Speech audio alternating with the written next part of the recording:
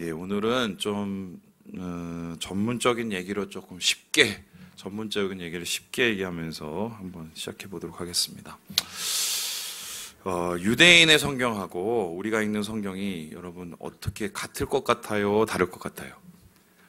비슷한 것도 있고 좀 다른 것도 있습니다. 일단 구약 성경은 굉장히 많이 비슷한데 이 구성하고 좀 배열이 조금 다르다고 할 수 있어요. 특별히 이제 유대인의 성경을 뭐라고 하냐면 다음과 같이요. 타나크라고 합니다. 이 타나크라는 말은 뭐냐면 이 세 가지 앞의 말을 이렇게 줄임말인데요. 토라, 네비임, 케투빔. 이거를 앞에 자만 따라서 타나크라고 해요. 그래서 이렇게 세 개로 구성이 되는데 첫 번째 토라는요, 여러분 잘 아시는 모세오경, 율법을 다룬 책입니다. 그리고는 조금 다른 게 네비임이라고 있는데 이게 뭐냐면은 그냥 이거를 해석을 하면 예언자들이에요. 구약에 나타나는 역사서들 그리고 여러 예언서들을 이렇게 앞에서 따로 묶어서 예언서인 네비임을 만들어 놓습니다. 그리고는 그 다음에 모든 시편이나 시가서나 이 잠언서나 이런 모든 것들을 가리켜서 케투빔이라고 하는데요. 이것을 그냥 번역을 하면 문서들입니다. 그러니까 그냥 문서가 아니라 거룩한 문서라고 해서 성문서라고 합니다. 오늘 우리가 살펴본 룻기는 이 성문서 케투빔 중에 하나인데요. 이 케투빔 중에서 또 중요한 게 뭐냐면 메길롯이라는 게 있어요. 이 메길롯이 뭐냐면 정확하게 보면 두루말인데 이 케투빔에 속한 여러 가지 책 중에 5개를 특별히 중요하게 여겨서 이것을 보관을 합니다. 그래서 실제적으로 유대인의 회당에 가면 이런 게 있는데요. 보여주시죠. 장 안에 저렇게 두루마리 5개가 있어요. 제가 질문 하나 해보겠습니다. 두루마리가 4개만 있죠? 1개는 어디 있을까요? 모르시겠어요? 잘 보면 있습니다. 어디 있을까요? 나무통에 있습니다. 나무통에. 저기 나무통에 있는 게 에스더서예요. 에스더서도 이제 케투빔에 속하고요. 자, 그러면 다시 한번 제가 물어보겠습니다. 열겠습니다. 여기에 룻기는 몇 번째일까요? 여기에서 아시겠어요? 룻기니까 세자 정도 안 되겠습니까? 리을 우싯. 그래서 보여주시죠. 바로 요겁니다. 요거. 예, 요게 룻기예요. 이렇게 5개를 보관했는데 왜 보관을 했느냐? 이 메길롯, 5개의 메길롯 두루마리는 특별히 사용 용도가 있습니다.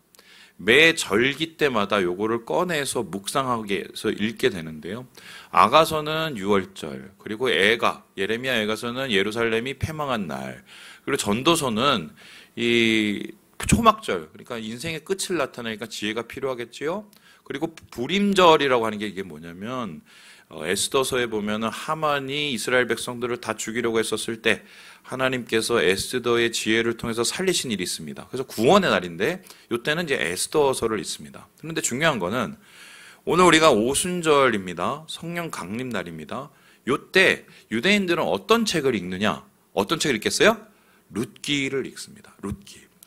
왜 하필이면은 여러 가지 책이 있는데 이 룻기라는 책을 오순절에 읽는 것일까? 이에 대한 여러 가지 해석이 있지만 아주 표면적인 이유부터 살펴보면 처음이 바로 이거예요. 우리 함께 22절 1장 말씀을 같이 한번 읽어보도록 하겠습니다. 시작. 나오미가 모압 지방에서 그의 며느리 모압 여인 룻과 함께 돌아왔는데 그들이 보리 추수 시작할 때에 베들레헴에 이르렀더라. 그러니까 룻기의 배경 자체가 뭐 시작할 때 시작했어요? 보리 추수. 요게 오순절의 배경하고 똑같습니다. 그러니까 오순절은 보리하고 밀 추수가 거의 끝날 때거든요. 그러니까 요 시점하고 룻기의 시점이 똑같아서 요때 우리가 룻기를 읽었으면 좋겠다. 이렇게 생각을 해서 이제 룻기를 처음 읽어요. 이건 이제 표면적인 이유예요.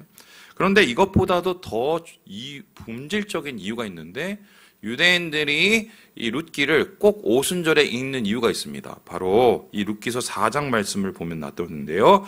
우리 함께 4장 말씀을 같이 한번 읽어보도록 하죠. 시작. 살몬은 보아스를 낳고 보아스는 오벳을 낳았고 오벳은 이새를 낳았고 이새는 다윗을 낳았더라. 끝에 얘기가 다윗이 태어나는 얘기가 나옵니다. 그러면 제가 한번 질문해 보겠습니다. 오늘 질문 많이 하네요. 다윗이 생일이 혹시 언제일까요? 혹시 아시는 분? 제가 물어보면 이미 질문에 대답이 있겠죠? 언제일 것 같아요? 오순절입니다.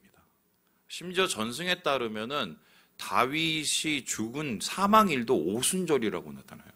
그럼 오순절은 다윗의 생일과 죽은 사망이라고 겹쳐서 다윗을 기억하고 다윗을 떠오르기 위해서 이 룻기를 읽는다. 이렇게 얘기해도 맞는데요. 뭐 이런 겁니다. 바로 이 오순절이 일종의 새로운 시작이에요. 왜냐하면은 이 논농사 그리고 이 무슨 밀농사 이런 거를 끝내고 이 오순절 이후에 어떤 농사를 시작하면 과실 농사를 합니다. 그러니까 이 농법으로 봐도 새로운 농사를 시작해야 되는 때고, 그리고 이날 태어난 다윗을 봐도 지난 시대는 지나가고 이젠 새로운 다윗의 시대가 오는 새 시대를 여는 개념. 그래서 이 오순절에 룻기를 읽으면서 다윗도 기억하고 보리추수도 기억하고 그다음에 여러 가지의 새로운 것들을 기억하는 뭐 이런 것이 바로 이 오순절과 룻기의 관계다 이랬습니다. 자, 그런데 좀 이상합니다. 아무리 그렇게 생각을 해도 굳이 이 룻기를 읽을 필요가 있을까? 다음 그림 보시면요, 룻기 내용이 이런 겁니다. 저기에 보이는 한 남자하고 한 여자가 만나서 결혼하는 얘기예요. 아주 지극히 굉장히 단순하고 지극히 평범한 이 결혼하는 얘기를 왜 굳이 이 오순절에 읽었을까? 뿐만 아니라 이 그림이 조금 더 구체적으로 들어가면 복잡해지는데요. 제가 또 질문해 보겠습니다. 룻하고 보아스하고 결혼했을 때 룻의 나이는 대충 아시죠? 15에서 18입니다. 그죠? 그러면 보아스 나이는 얼마나 됐을까요? 혹시 아시는 분 계십니까? 예? 어느 정도 됐을 것 같아요? 요거를 추정해 볼 수 있는 구절이 있는데요. 우리 함께 룻기 3장 10절의 말씀을 같이 한번 읽어보겠습니다. 시작. 그가 이르되 내 딸아 여호와께서 내게 복 주시기를 원하노라. 내가 가난하건 부하건 젊은 자들을 따르지 아니하였으니 내가 베푼 이내가 처음보다 나중이 더하도다. 한마디로 젊은 애하고 안 결혼하고 나하고 결혼해서 고맙다, 너 대단하다라고 합니다. 그럼 일단은 젊지는 않아요. 그리고 이 사람을 유력한 자, 그리고 이 사람을 땅이 많은 사람으로 봤을 때는 나이가 50이 넘는다고 봅니다. 그러면 50대 아저씨하고 저예요. 18살짜리 하고 연애해서 결혼한 스토리를 이거를 왜 굳이 오순절에 읽을까? 좀 이상하지 않습니까? 이거는 그래서 살펴보기 위해선 룻기서의 처음과 끝을 볼 필요가 있는데요. 1장 1절에 이렇게 얘기를 해요. 사사들이 치리하던 때에. 그러니까 사사들의 시대가 배경이었다. 여러분 사사들의 시대 아시죠? 이스라엘의 가장 영적인 암흑기였어요. 그런데 그 암흑기가 거기서 끝난 게 아니라 그 땅에도 무엇이 들었다고 합니까? 흉년. 한마디로 엄청나게 힘든 시간이 바로 이 룻기서의 출발이었습니다. 그런데 반해서 룻기서 4장의 끝을 보면 이런 말씀이 나오는데요. 나오미가 이렇게 얘기합니다. 내 생명의 회복자다. 노년의 봉황자다. 그리고 내 며느리가 나를 낳았다. 이 나오미는 완전히 쫄딱 망한 사람이에요. 이민 갔다가 망해서 맨손으로 돌아온 사람인데 그 사람이 룻기서 끝에 어떻게 합니까? 완전히 회복되는 이야기가 나옵니다. 그럼 룻기를 보면은 결국 뭐냐면 실제적인 내용은 50대 아저씨하고 10살 후반대 처녀가 결혼해서 사랑하는 이야기지만 처음과 나중은 엉망진창이었던 시대에서 뭔가 생명의 시대로 바꾸는 전환기의 이야기라고 할 수 있어요. 그러면 이걸 정리해보면 이렇습니다. 마치 벼농사, 마치 밀농사 마치고 새로운 과실농사를 시작하는 것처럼 그리고 사사의 시대를 끝내고 다윗의 왕국이 오는 것처럼 이 룻기를 읽으면서 오순절에 유대인들은요. 새로운 회복과 새로운 시대의 소망을 갖게 되는데요. 그렇다면 이 룻기를 통해서 바라보는 메시지 어떻게 해야 우리는 회복될까? 어떻게 해야 우리는 새로워질 수 있을까? 어떻게 해야 우리는 새로운 소망을 품을 수 있을까? 여기에 대한 대답을 룻기에서 찾아야 되거든요. 그 대답이 오늘 말씀 가운데 있습니다. 우리 함께 2장 10절의 말씀을 읽어보도록 하겠습니다. 시작! 룻이 엎드려 얼굴을 땅에 대고 절하며 그에게 이르되 나는 이방 여인이거늘 당신이 어찌하여 내게 은혜를 베푸시며 나를 돌보시나이까 하니. 보아스가 이제 자기 밭에 왔어요. 그러니까 어떤 여자가 거기서 이렇게 이삭을 줍고 있는 거예요. 너 어린데 어디서 좀 보지 못한 까무잡잡한 사람인 거예요. 알고 봤더니 이방인인 거죠. 저 여자 누구야? 하고 물어봤습니다. 그랬더니 새로 이사 온 룻이라는 여자예요. 라고 물었어요. 그러고 나서는 보아스가 갑자기 그 여자한테 꽂혔어요. 이게 이성적으로 꽂힌 건지 심정적으로 꽂힌 건지는 잘 모르겠지만 선대해 줍니다. 그래서 어떻게 선대를 하냐? 네 마음대로 주워가.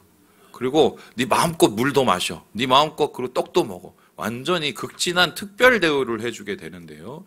이 특별 대우를 받은 다음에 룻이 너무 이해가 안 되는 거예요. 그래서 엎드려서 너무 고마우니까 감사는 한데요.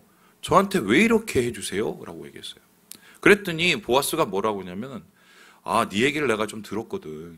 아니 네가 니네 시어머니를 잘 모신다며.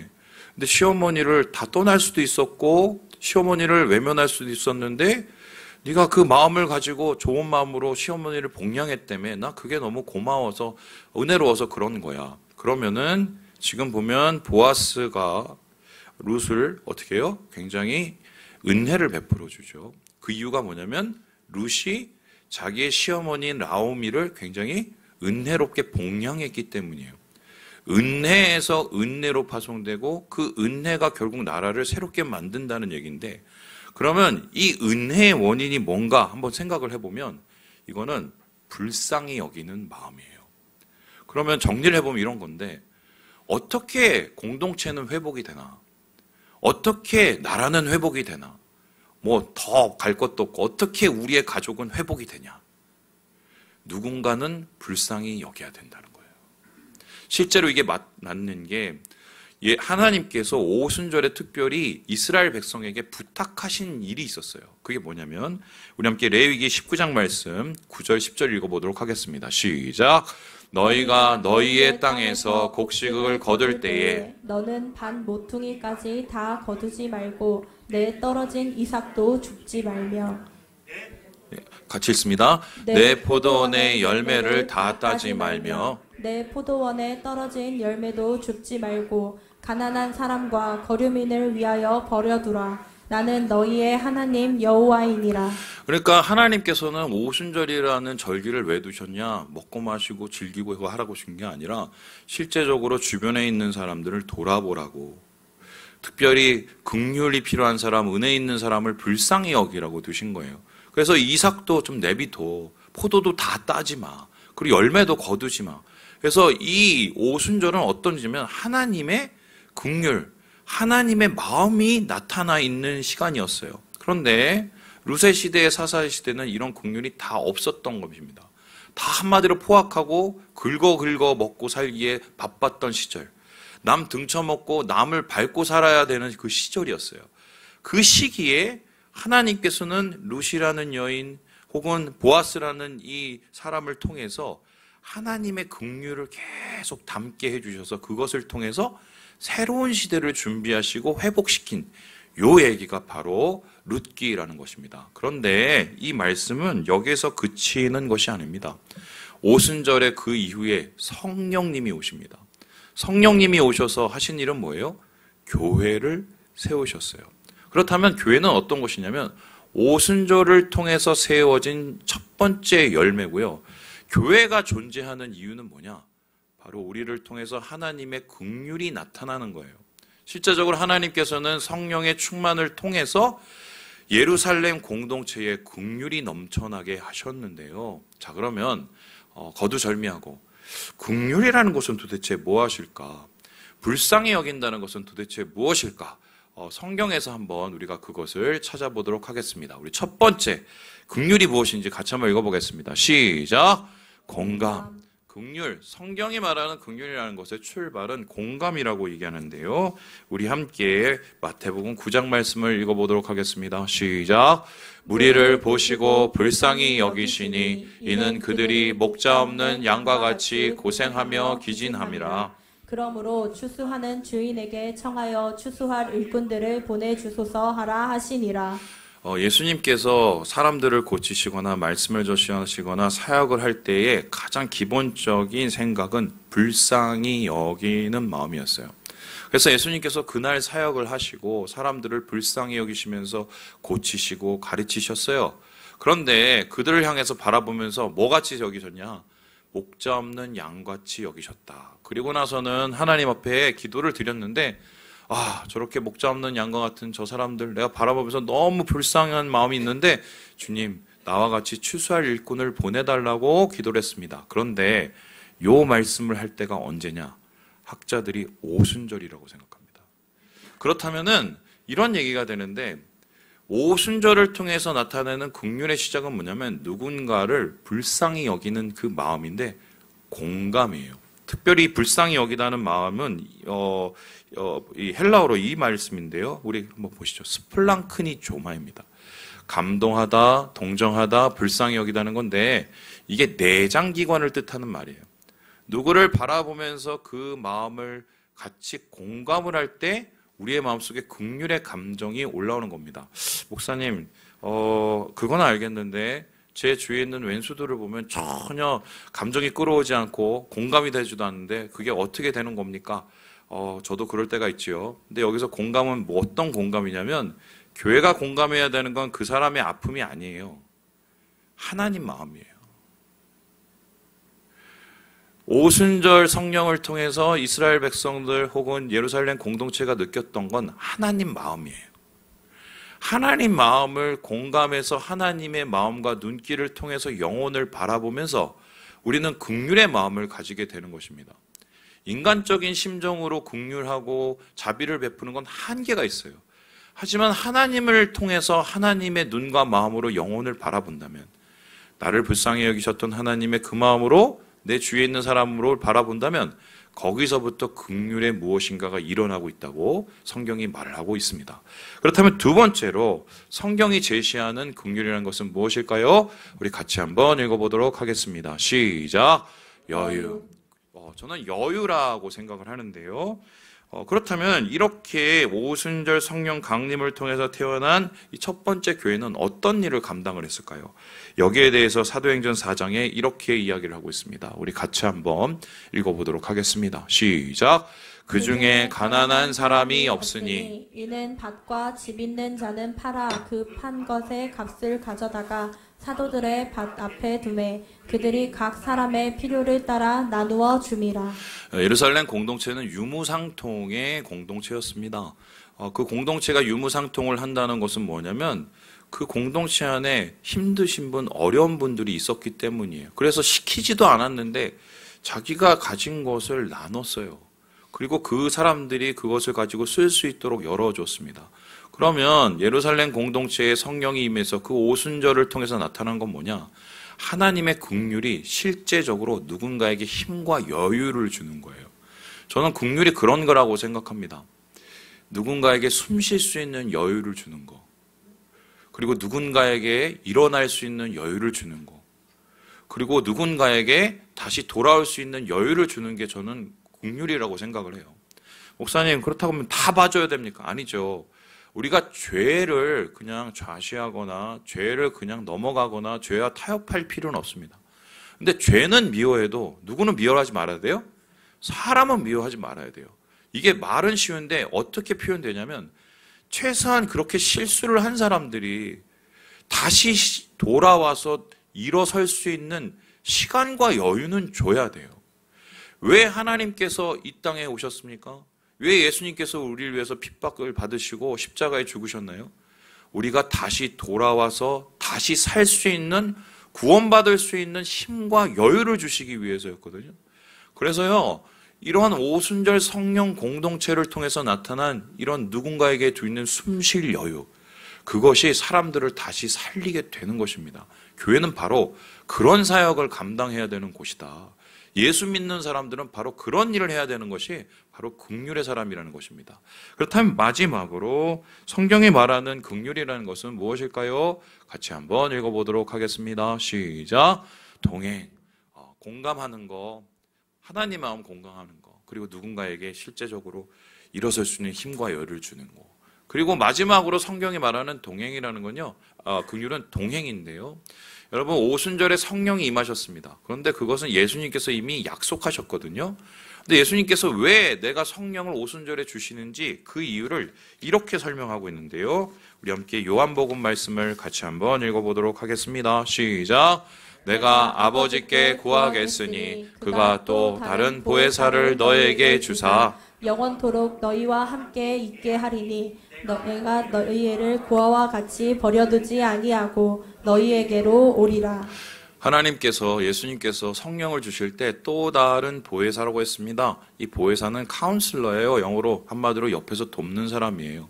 그런데 예수님이 옆에 안 계시니까 예수님처럼 도울 수 있는 분을 보내시는데 그 돕는 방법이 무엇일까? 예수님이 생각하는 가장 잘 돕는, 최고로 잘 돕는 방법이 무엇일까 했었을 때 성령님이 그 일을 하신다는 거예요. 그 일을 뒤에 뭐라고 해요? 고아와 같이 너희를 어떻게 안 한다며? 버려두지 않는데요. 그러니까 성령님이 왜 우리에게 오셨냐? 우리와 동행하시기 위해서 온 거예요. 그러면 오순절은 어떤 날이냐? 우리와 함께 계시고 동행하시는 성령님을 우리가 느끼는 날입니다. 그리고 우리도 누군가에게 그 어려운 시간을 함께 동행해 주는 거죠. 그것이 바로 불쌍히 여김의 가장 큰 도움의 표현이 아닐까. 그래서 교회는 함께 있어주는 곳이에요. 그게 하나님께서 오순절 공동체를 세우시고 만드신 이유인 것입니다. 제가 성찬식 때문에 설교를 길게 못해서요. 어떻게 하면은 조금 강하게 얘기를 남길 수 있을까 해서 기사를 찾다가 신기한 기사를 찾아서 그거를 제가 보여드리고 마치려고 하는데요. 보여주시죠. 여러분, 이분이 누군지 잘 모르실 거예요. 알면 이상하신 거죠. 이게 25년 전의 사진입니다. 이분이 누구냐면 일본의 나라시라는 곳에 있는 오토 카타야마라는 이분의 이제 부인하고 이분하고 같이 있는 겁니다. 근데 이분이 어느 날 TV에 나왔습니다. TV에. 우리나라에 그 세상에 이런 일이 뭐 이런 거 있죠? 그 일본에도 있는데 그런 데 나온 거예요. 왜 나왔냐면 이분의 딸, 이분의 아들이 20살이 넘었는데 자기 아버지 어머니 좀 어떻게 해달라고 일종의 이제 편지를 쓴 거예요. 그 편지를 받고 여기에 간 겁니다. 갔더니 어떤 일이 일어났냐? 이 오토카타야마 씨가 많이 힘들어요. 20년 동안 얘기를 한마디도 안 했대요. 이게 이해가 되세요? 그래서 진짠가 싶어갖고 거기 방송에서 확인을 해봐서 이렇게 대화를 몰래 카메라로 촬영했는데 뭐 물어보면 이러고 대화를 안 해요. 그게 몇 년 동안? 20년 동안. 이게 가능한가? 이게 도대체 가능한가 싶어갖고 그분을 불러다가 상담사하고 이렇게 같이 도대체 당신이 왜 그러냐고 이렇게 물어봤어요. 그랬더니 뭐라고 그러냐면 들어보세요. 아이들이 태어나면서 아내가 너무 바빠졌다. 내게는 상대적으로 소홀해졌고 그 때문에 삐쳐서 말을 하지 않게 됐다. 몇 년 동안요? 이해가 되세요? 이해가? 그래서 이거를 우리 뭐 마음이 상했으니까 그랬겠죠. 뭐 상담도 해주고 서로 이렇게 가까이 해주고 또 어디 뭐 데이트도 보내주고 그랬어요. 그러면서 이분이 좀 마음이 녹아지신 거예요. 그리고는 그 다음에 처음으로 입을 뗐는데 그 입을 뗀 처음 말이 뭔지 아세요? 고생했어 였어요. 고생했어. 자식을 키우느라 많은 신경을 쓰고 혼자 어려움을 겪어온 아내에게 고맙다. 이 얘기를 처음 한 거예요.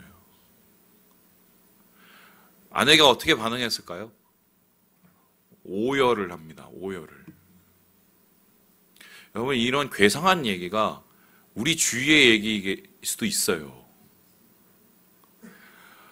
꽁한 마음, 또 나한테 상처 줬던 거, 또 여러 가지 문제, 얘기를 해도 얘기를 안 하는 것처럼 사시는 분들이 많다는 걸 제가 알고 있습니다. 그런데 예수 믿는 사람은 솔직히 그러면 안 돼요. 솔직히. 오순절 성령이 오신 이유는 우리의 마음속에 긍휼함을 주시려고 오신 거예요. 불쌍히 여김을. 하나님 마음의 눈으로 보면 그 영혼의 불쌍함이 보여야 되거든요. 여러분, 저 오토카타야마 저분 불쌍해 보이세요? 멀리서 보면 뭐 이래, 저러고 20년을 살았다고 생각을 해보세요. 저게 뭐예요, 저게. 저 영혼의 그 망가진 그 모습. 그거를 바라볼 때 우리는 말을 열게 되고 그 말 한마디가 관계를 바꾸고 세상을 바꾸게 되는 거 아니겠어요? 마치 보아스가 룻을 향한 그 은혜 하나, 긍휼력 있는 그 마음 하나, 나오미를 향한 룻의 그 복량 하나가 세상을 변했던 것처럼 주님이 우리에게 하신 말씀을 읽고 마무리해 보도록 하겠습니다. 우리 같이 한번 읽어보죠. 시작. 내가 너를 불쌍히 여김과 같이 너도 내 동료를 불쌍히 여김이 마땅하지 아니하냐 하고. 불쌍히 여기셔야 됩니다. 불쌍히 여기셔야 돼요. 여러분 죄송한데 저를 불쌍히 여기셔서 저한테 한 2분의 시간을 주실 수 있습니까? 예? 원하지 않으시면 안 하고요. 원하세요? 예, 그러면 또 옆에 분 손을 잡습니다. 자, 김기성 집사님 오늘 예, 제가 보고 있어요. 자, 얼굴을 보세요. 자, 보세요. 얼굴 쳐다보세요. 제가 시키는 대로 합니다. 오늘도 세 마디예요. 자, 세 가지를 할 건데 고생했어, 괜찮아, 도와줄게요. 자, 그럼 첫 번째 한번 해봅시다. 고생했어. 손 잡으면서 다시 고생했어. 저를 보지 마세요. 자, 다시 얼굴 보면서 괜찮아. 이거 좀 얼굴 이렇게 어깨를 다독여 볼까요? 괜찮아, 괜찮아. 마지막에 우리 손 잡으면서 도와줄게. 우리 다시 세 가지 우리 3콤보로 해보겠습니다. 세 가지예요. 고생했어, 괜찮아, 고마워. 시작. 고생했어, 괜찮아. 긍휼이 넘치는 공동체에 주님이 계십니다. 하나님의 은혜 누리는 우리 모두가 되기를 주님의 이름으로 축원합니다.